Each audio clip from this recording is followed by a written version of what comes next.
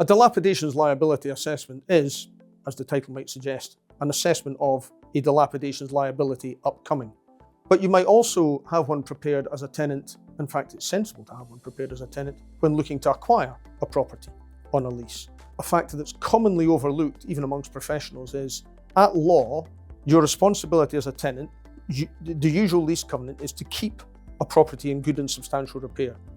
So what that means at law is, if you take on a property that's a bit battered, or indeed in a shocking state, you've got to hand it back in a far better condition at lease end. Because to keep it in good and substantial repair, you have to first put it into good and substantial repair. So that is a fairly trite point at law that's often overlooked. Therefore, having a dilapidations liability assessment undertaken before you sign up to a lease is a very important thing, because that can help you frame your schedule of condition that you might want to have attaching to the lease.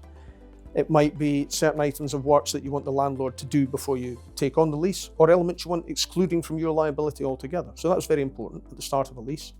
And then you would also have a dilapidations liability assessment during the currency of a longer lease to set a sum aside for, or to accrue for the lease end to pay for the dilapidations at that point in time, rather than it being a big surprise, a big hit come lease end.